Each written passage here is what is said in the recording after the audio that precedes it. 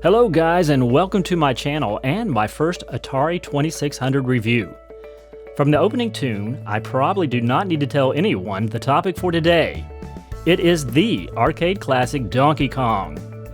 And it also helps that there are 3 ports of the game for the 2600. Before talking about any ports, you have to go back to the classic arcade game for reference, which is exactly what we are going to do. Before we get into it, I want to please ask you to do all the things that YouTubers do. Subscribe, like, comment, and hit the bell icon to be notified when I have new content. Now, sit back and enjoy gameplay and me discussing this classic game. On with the show.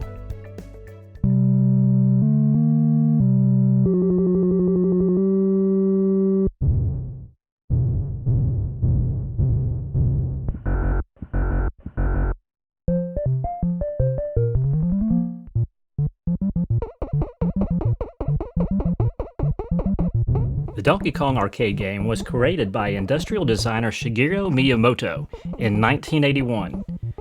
It was a major breakthrough for Nintendo, and it went on to spawn many game sequels and even a television series called Donkey Kong Country. It has been ported to almost every home console system known to man.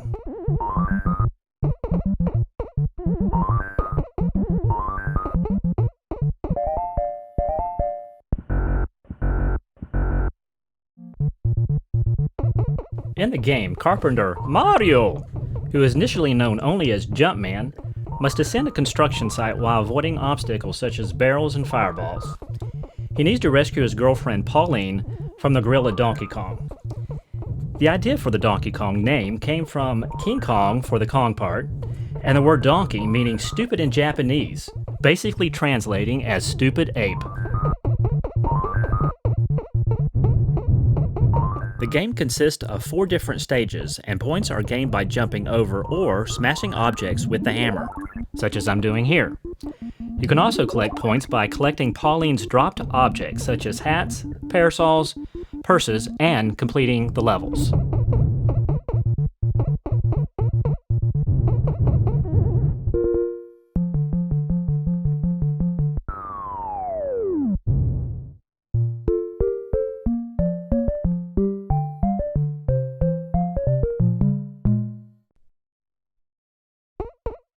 After Donkey Kong was released, Universal Studios sued Nintendo, alleging that the video game was a trademark infringement of King Kong, of which Universal claimed for their own use. The courts ruled that they had no right over the name King Kong or the characters and story. The court further held that there was no possibility for consumers to confuse Nintendo's game and the characters from the King Kong movies. The last point is something I agree with. When I play Donkey Kong, I am not seeing much to remind me of the King Kong movies. The case was an enormous victory for Nintendo, which was still a newcomer to the United States.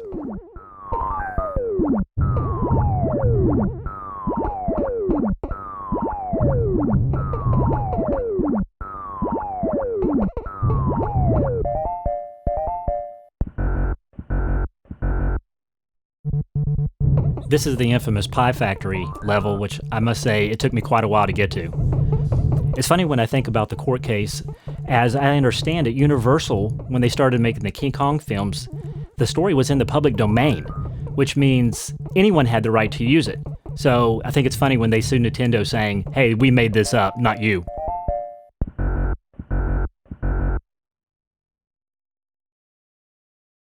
I can't end this portion without mentioning the Donkey Kong Pauline edition, which was created by Mike Mika. I think the original ROM he hacked was the NES version, but it has been ported to many Donkey Kong versions, as seen further in this video. The one in the video is the main version hacked from the arcade ROM.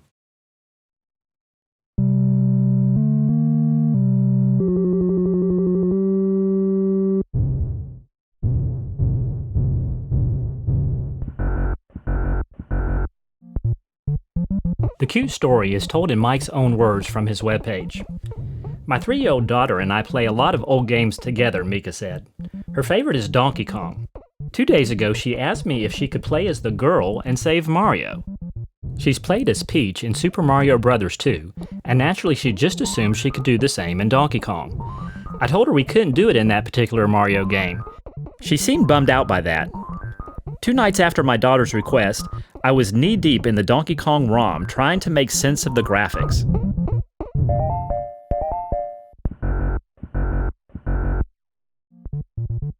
Well, make sense of the graphics he did, and his daughter was pleased as punch now she, as Pauline, could rescue Mario from the clutches of the evil Donkey Kong. A couple of Mike's friends posted updates about it on the various social feeds, and a crazy thing happened.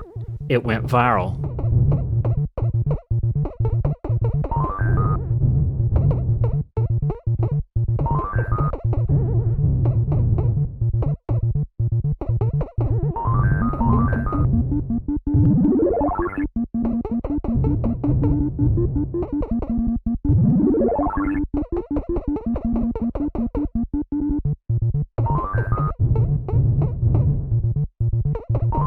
He finally says, "I didn't set out to push a feminist agenda or try to make a statement. I just wanted to keep that little grin lit up on my daughter's face every time we sit down and play games together."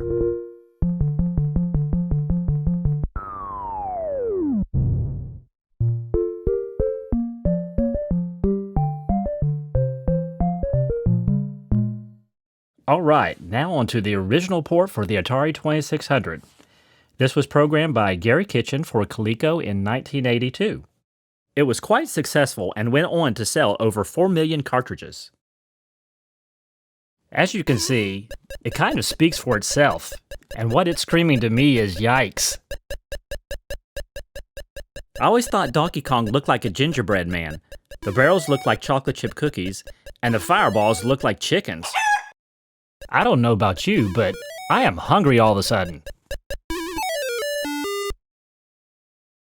The slanted girders, Mario, and Pauline all look okay, and it does have the hammer up in the corner.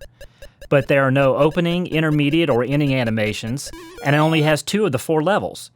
I read in an interview with Gary that he tried hard to get Coleco to up the ROM size to 6 or 8K to get additional levels and gameplay, but they would not budge from the original 4K. Now, I always contend this was done on purpose. Coleco was in competition with the Atari with the ColecoVision game console. It was actually bundled with their port of Donkey Kong, which is a superior version. I think it only has 3 of the 4 levels. But since they did have the rights to make the home games, they wanted a chunk of the 2600 market, but they didn't want it too good, just playable. They limited it to 4K, a tight schedule, 2 levels, and primitive graphics and sound. You'll notice that Chicken Fireball never comes back, and there is no hammer music. Okay, after saying all that, I still say this is a great version of the game. I got this during the heyday and played the heck out of it. It's got just enough to where you can say, yeah, this is Donkey Kong, which can't be said for something like Pac-Man. It's got good controls, and I'm being honest here, most of the 2600 games at that time had primitive graphics and sounds. So wait a minute, is this the elevator and spring level? Yes, this version comes to us from the guys over at Atari Age who hacked the original ROM, expanded the memory, and added the remaining 2 levels. Since the original game engine didn't have anything like the elevator and moving girder sections, the moving elevator was left out of this level. And of course, let's not forget the Pie Factory. Now you can play all 4 levels of the original game. I'm definitely sensing a food theme here.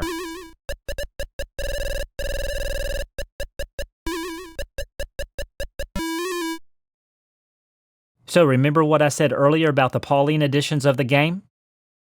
The guys at Atari Age also hacked the ROM to make this version. Unfortunately, they used the original ROM, so it only contains the first 2 levels, but still, it's pretty cool to have. They changed the girders to pink and added hearts in place of the zeros for the timer at the top.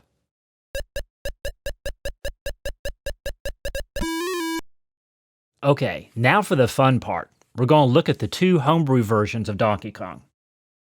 Now we can see what the 2600 can really do with new programming techniques, a large ROM, an open timetable, and yet still playable from the original console. The next 2 homebrew games were kind of developed concurrently, and came at the game from different angles.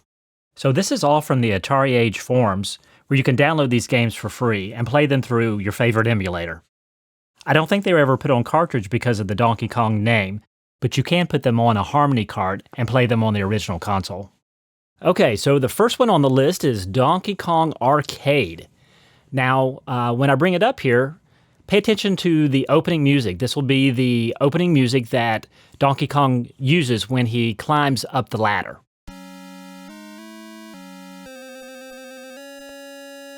Okay, so this is the title screen, and you'll notice that you have two options. The first one is you can choose to either play Mario or Pauline, so here it is in this version as well. And you also have the ability to play either the Japanese selection of screens or the American selection.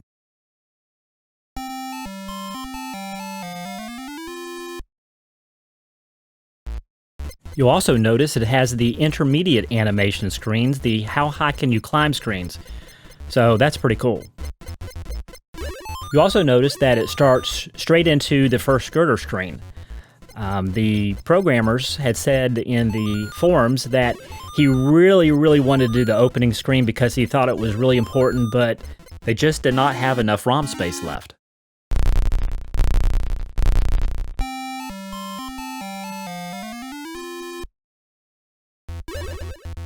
Okay, this was written in Atari Basic, which is a basic programming language for Atari.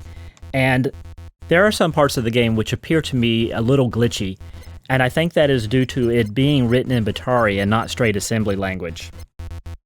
This came out in 2014 and was written by Byte Knight, Mike Haas, Revenge, and Bogax. Those are the screen names for the Atari Age members.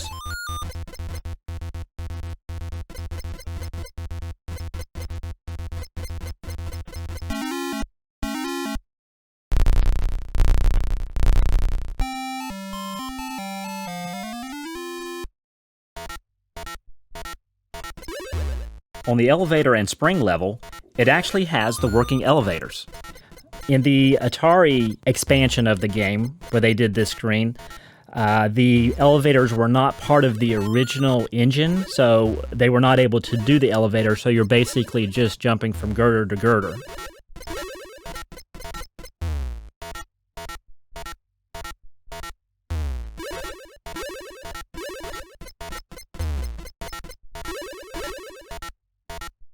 Another interesting feature you do not see in any other versions of the game is the ability to change direction mid-jump.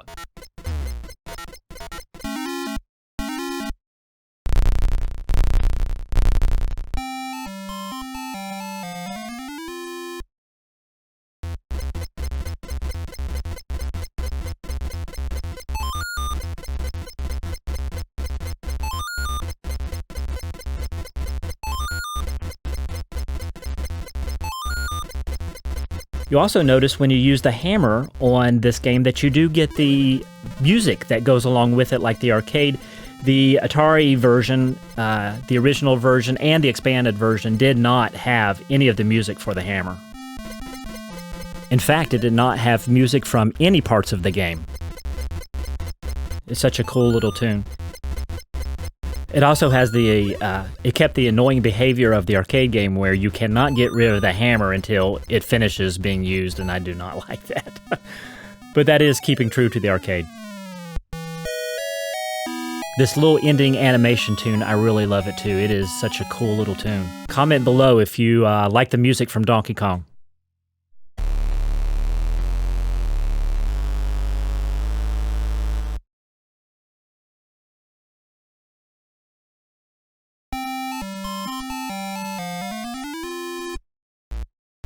So I've clicked on into the Pauline version of the game, and that is included in the demo version, so we want to thank the guys for including this in the free version. Here they have also made the girders pink instead of red.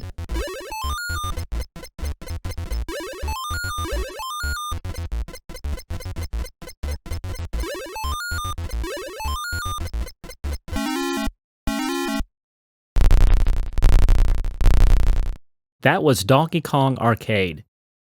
The last one on the list is called Donkey Kong VCS. It came out in 2017 and was written in pure assembly. It was credited in Atari Age to Joe Musashi, but the game credit screen says Andreas Dietrich.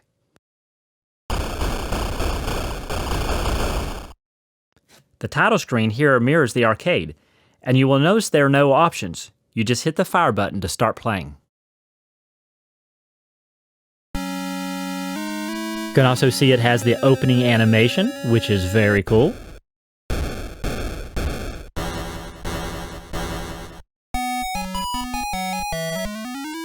The controls for Mario in this game are very smooth. Now, the one thing you'll notice different about this one is that it is not a full screen view of the screens. It scrolls as you go. He made a comment in the forums about how difficult it was to code and just wanted to keep it simpler.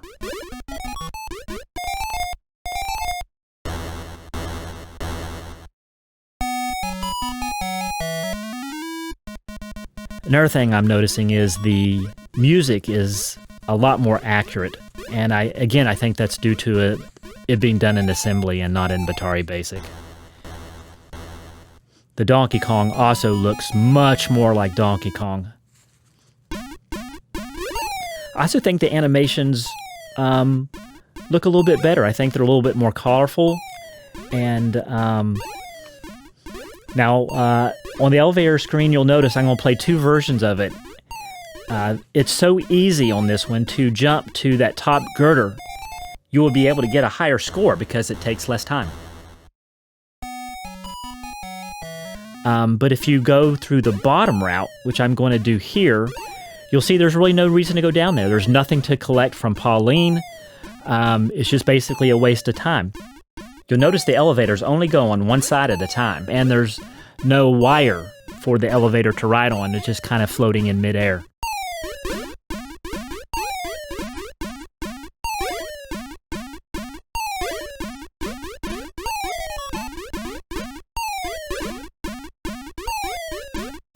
But look at the detailed Donkey Kong. It really looks like the arcade.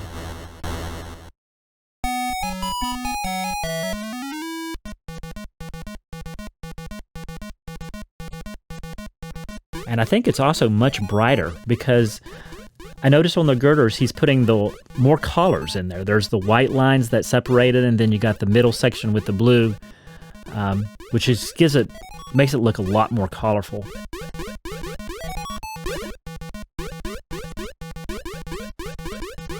Now the hammer is usually right around here, but I've noticed that he moved it down to the bottom part of the construction site. So let's go down and check that out.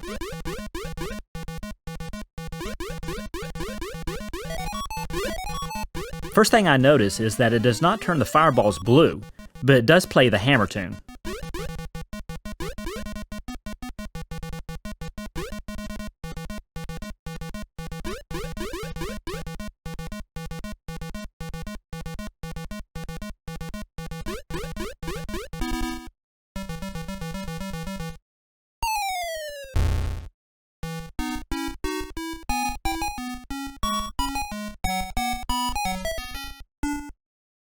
So after that, it cycles right back to the first screen where everything gets faster. And that is all the screens for Donkey Kong VCS. Overall, a very nice version of the game. So next what I'd like to do is put up a few graphics on the screen that I've created and talk just a little bit about them. In this first graphic, I thought it would be neat to put all the Donkey Kongs together. The top left version is the arcade. Top right version is the original Atari, bottom left is Donkey Kong Arcade, and the bottom right is Donkey Kong VCS. So out of the two homebrews at the bottom, I definitely think the one on the right, Donkey Kong VCS, looks a good bit better. So how much better? Well, I took the Donkey Kong from the VCS version, shrunk it horizontally, and put it next to the arcade version. As you can see, it's almost pixel perfect. I also thought it'd be neat to put a comparison of the climbing screens. So the top left is the arcade, top right is the Atari, and the Atari did not have a climbing screen. Bottom left is Donkey Kong Arcade, and the bottom right is Donkey Kong VCS. So what's interesting about this is the phrasing. The arcade says, "How high can you get?" And the VCS version on the bottom right says, "How high can you get?" It's the exact same. But look at the Donkey Kong arcade. It says, "How high can you try?" Now maybe they picked that phrase because it rhymes, but it's not arcade accurate. So in conclusion, it was nice to have an Atari 2600 version of Donkey Kong back in 1982. And like I said, I played the heck out of it. But I can't emphasize how fantastic both of these homebrew versions are. To have that back in the days would have been unbelievable. I honestly can't say which one I like better. They both have their good and bad points. If you like one over the other, let me know in the comments. Well guys, that's the end of the review, and I hope you enjoyed it and maybe learned something new. I know I did while researching material for this video. Stay tuned to this channel. I would like to do similar videos for other classic 2600 games. Frogger, Pac-Man, Asteroids, Dig Dug. There are so many great ones to choose from. If you have an idea of what you would like to see next, let me know in the comments. Thanks for watching, and I'll see you next time.